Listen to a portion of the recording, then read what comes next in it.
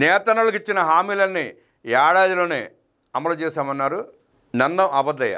ఎన్నికల ప్రచారంలో నేతన్నలకు ఇచ్చిన హామీలను తక్కువ కాలంలోనే అమలు చేసిన ఘనత కూటమి ప్రభుత్వానికే దక్కుతుందని రాష్ట్ర పద్మశాలి కార్పొరేషన్ చైర్మన్ నందం అబద్దయ్య అన్నారు. మంగళగిరిలోని తెలుగుదేశం పార్టీ కేంద్ర కార్యాలయంలో నిర్వహించిన మీడియా సమావేశంలో ఆయన మాట్లాడారు.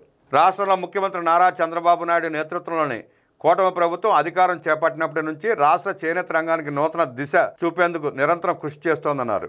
గత ప్రభుత్వ హయాంలో పూర్తిగా నిర్లక్ష్యం పాలైన నేతన్నల జీవితాల్లో ఇప్పుడు వెలుగులు విరజిమ్ముతున్నాయని నేతన్నలు హర్షం వ్యక్తం చేస్తున్నారు. రాష్ట్రంలో వ్యవసాయ రంగం తర్వాత అత్యధిక ప్రజలు ఆధారపడిన రంగంగా చేనేత నిలిచింది.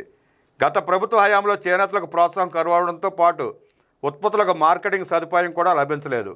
దీంతో 2019-24 కాలం రాష్ట్ర చేనేత రంగంలో చీకటి కాలంగా మిగిలిపోయింది. 2024 ఎన్నికల తర్వాత అధికారంలోకి వచ్చిన వెంటనే ముఖ్యమంత్రి చంద్రబాబు చేనేత కష్టాలు పరిష్కరించేందుకు కీలక నిర్ణయాలు తీసుకున్నారు.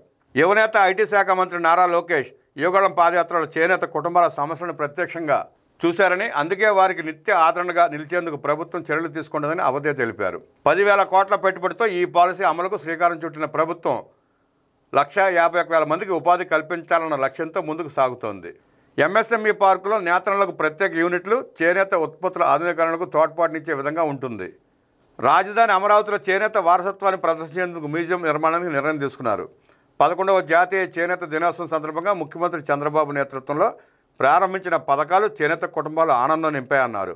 చేనేతలకు 200 యూనిట్లు, మరమగ్గాలకు 500 యూనిట్ల వరకు ఉచిత విద్యుత్ అమల్లోకి తీసుకొచ్చారు. ఇందుకోసం కూటమి ప్రభుత్వం 190 కోట్ల రూపాయలకు పైగా ఖర్చు చేయనుంది. చేనేత వస్త్రాలపై 5% జీఎస్టీ మినహాయింపునకు రాష్ట్ర ప్రభుత్వం ఏడాదికి 15 కోట్ల రూపాయలు చెల్లించనుంది.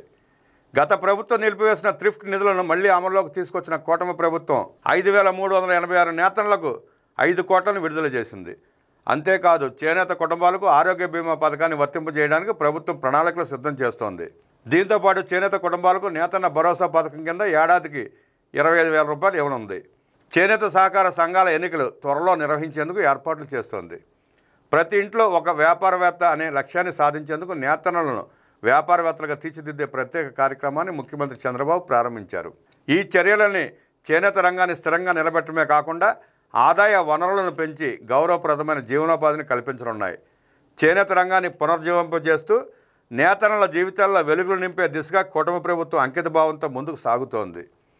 ఇది మాత్రమే కాకుండా చేనేతలకు 50 ఏళ్లకే ఎన్టీఆర్ భరోసా పెన్షన్ కింద నెలకు 4,000 రూపాయలు అందజేయనున్నారని అబద్దయ్య తెలిపారు.